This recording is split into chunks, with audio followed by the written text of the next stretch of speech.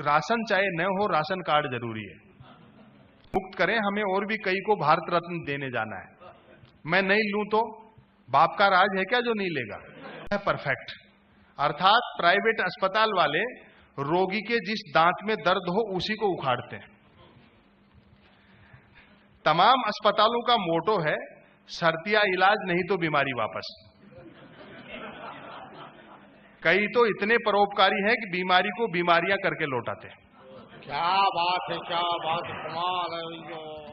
सांस का दबाव झेलते महानगर के लिए ऑक्सीजन है टूरिज्म, जोहरी और मूर्तिकार, कव्वाल और गालीबाज, रंगरेज और मणिहारे, पटवे और पतंग वाले, हैंडमेड पेपर और सांगानेरी प्रिंट, जयपुरी रजाइयां और जयपुर फुट। कहावत है कि नगर नियोजन जयपुर की परंपरा है, किंतु जयपुर में नगर नियोजन का वही हश्र हुआ जो देश में परिवार नियोजन का हुआ। सरकार कहती है कि बच्चों में 5 साल का अंतराल रखो, लोग पूछ बैठते हैं कि फिर 5 साल हम क्या करें।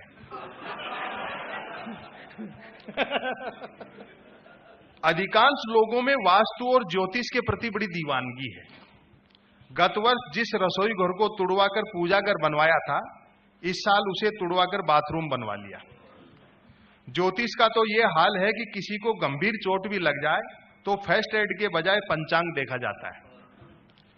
जो एक बार अपना हाथ किसी को दिखा लेता है वह तुरंत औरों के हाथ देखने लगता है। जहां तक साहित्य का सवाल है, जयपुर में कुल 2 कवि हुए हैं। रीति काल में महाकवि बिहारी और आधुनिक काल में बुद्धि प्रकाश पारीक। कहते हैं कि बिहारी को एक दोहे के लिए राजा की ओर से 1 सोने की असरफी दी जाती थी। अब यह शोध का विषय है कि उन्हें दोहा लिखने पर असरफी दी जाती थी या असरफी दी जाने पर वह दोहा लिखते थे। साहित्य की शेष जानकारी बुद्धि प्रकाश पारीक के इस दोहे से कर लें। यह ढूंढाड़ी भाषा में है, समझ में आ जाएगा आपको। बुद्धि प्रकाश पारीक के दोहे से कर लें। सूर मर्या तुलसी मर्या, मरगा केशव दास, अब तो कवि कुल में बचा कोरा बुद्धि प्रकाश। जयपुर रस कपूर की विलास स्थली रही है। हमारे यहां बड़ी तवाइफ थी। जयपुर रस कपूर की विलास स्थली रही है। निष्क्रिय ही सही, तवाइफों का मोहल्ला आज भी है। भारी स्कोप के बावजूद तवाइफें धंधा नहीं करती। संभव है नेताओं का चरित्र देखकर तवाइफों का अपने पेशे से जी उचट गया हो। क्या बात। अब लोगों का जो मैंने बारीक वो चरित्र देखा, लोग इस हद तक मिलनसार हैं कि सार निकलने तक ही मिलते हैं। आप यदि किसी से अपने काम से मिलना चाहें तो वह तभी मिल सकता है जब आप या तो उसके यहां पुलिस की तरह जाएं या फिर चोर की तरह। आपको देखते ही वह अपनी बाहें यूं फैला देगा मानो युगों युगों से आप ही की प्रतीक्षा कर रहा था। वह आपको नजदीकी चाय की दुकान तक ले जाएगा और ऑर्डर देगा 12 नंबर। 12 नंबर चाय का अर्थ आप तब समझेंगे जब एक ही चाय 2 ग्लासों में आएगी। वह अपनी चाय आपसे पहले पी, बंद मोबाइल कान से लगा, जरा दूर चला जाएगा। जैसे कई लोग यहां से भी निकल लिए। वह अपनी चाय आपसे पहले पी, बंद मोबाइल कान से लगा, जरा दूर चला जाएगा। थोड़े इंतजार के बाद लाचार हो आप चाय का भुगतान करेंगे। जहां कुछ समय पहले आपके मन में झल्लाहट थी कि भाई ने चाय तक पूरी नहीं पिलाई, पेमेंट के बाद इस बात की तसल्ली रहेगी कि चलो सस्ते में छूटे। जयपुर के लोग दुनिया के किसी कोने में हों, अपने क्रियाकलापों से ही पहचाने जा सकते हैं। मैं और मेरा एक मित्र हीथ्रो एयरपोर्ट लंदन पर खड़े थे। हमने देखा कि 2 लोग एक ही बेंच के 2 छोरों पर बैठे हैं तथा परस्पर मोबाइलों पर वार्तालाप कर रहे हैं। मित्र ने कहा, 1.5 गज के फासले पर बैठकर भी मोबाइलों पर बातें, लगता है दोनों हिंदुस्तानी हैं। मैं बोला, हिंदुस्तान में भी राजस्थान के हैं, क्योंकि आपस में बातें करते हुए एक दूसरे के पास भी खिसकते जा रहे हैं, यह सोचकर कि मैक्सिमम निकटता हो तो मिनिमम बिल आता है। और इसका समापन करता हूं। मित्र ने संभावना व्यक्त की, तब तो होंगे भी जयपुर के। मैंने कहा नहीं, जयपुर के नहीं है, अन्यथा मोबाइलों पर बातें नहीं कर रहे होते, सिर्फ मिस कॉल मार रहे होते।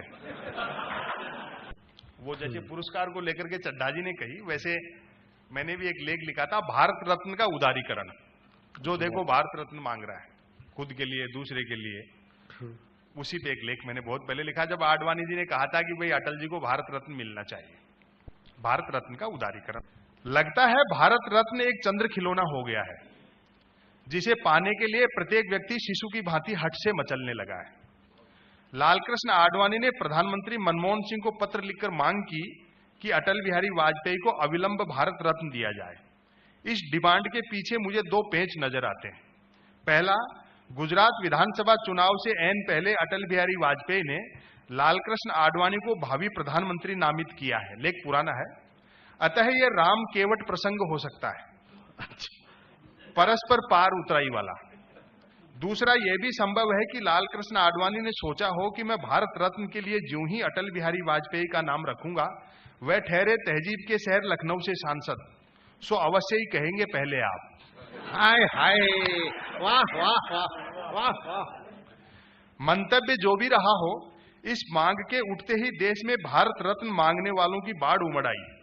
जो भारत को नहीं चाहते वे भी भारत रत्न चाहते हैं। वाह वाह वाह वाह वाह वाह वाह, क्या क्या बात है, क्या बात है, क्या बात है। मुझे आशंका रहने लगी है कि कहीं यूपीए सरकार भी वोटों के लालच में भारत रत्न को हर आदमी के लिए अनिवार्य न कर बैठे। वैसे ही जैसे घर में राशन चाहे न हो, राशन कार्ड जरूरी है। मैं जानबूझकर चारपाई से लग गया, वजह आराम का मूड अथवा हारी बीमारी नहीं है, भारत रत्न है। मैंने घर से बाहर निकलना बंद कर दिया, इस डर से कि कहीं बाहर निकलते कोई दो लातें जमाकर मुझे भारत रत्न न थमा दे। घर वालों को हिदायतें देता रहता हूं कि कोई पूछे तो बता मत देना कि मैं भीतर हूं। यह समय अतिरिक्त सावधानी का है, ऐसा न हो जाए कि मेरी आंखें लग जाएं और तुम लापरवाही बरत जाओ, कोई आए और मेरे सोते के सिराने भारत रत्न धरकर भाग जाए। एक रात मैंने दुस्वप्न देखा। देखता हूं कि मकान के मुख्य द्वार पर दो लोग खड़े हैं और मुझे पुकार रहे हैं। एक के कंधे से पेटी लटकी है तथा दूसरे के हाथों में कागज पत्र से है। हमारे बच्चों ने पोलियो की खुराक कल ही ले ली है, मैंने जाते से निवेदन किया। वे दोनों कहने लगे, आपको भ्रम हुआ है, हम पल्स पोलियो वाले नहीं है, हमें शिकायत मिली है कि आपको अभी तक भारत रत्न नहीं मिला है। किसने की होगी ऐसी शिकायत? हम शिकायतकर्ता का नाम ओपन नहीं कर सकते, हमारे हाथ कानून से बंधे हैं। जिस किसी पर शक हो, चाहे तो आप भी उसका नाम भारत रत्न के लिए प्रस्तावित कर सकते हैं। देश में सब कर रहे हैं। भारत रत्न देने भी आपको हमारे घर तक आना पड़ा। देखिए, जब हर आदमी ने भारत रत्न मांगना प्रारंभ कर दिया तो सरकार ने लोकहित में एक योजना चला दी, पुरस्कार आपके द्वार।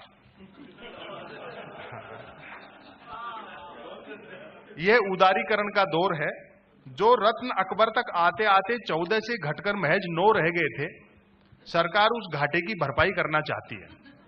सबको भारत रत्न दे देकर उसे बैकलॉग भरना है। किंतु मैंने तो आज तक कोई पद्मश्री लायक काम भी नहीं किया, इससे कोई फर्क नहीं पड़ता। सरकार जिसे पुरस्कार देने की ठान लेती है उसके काम वाम नहीं देखती।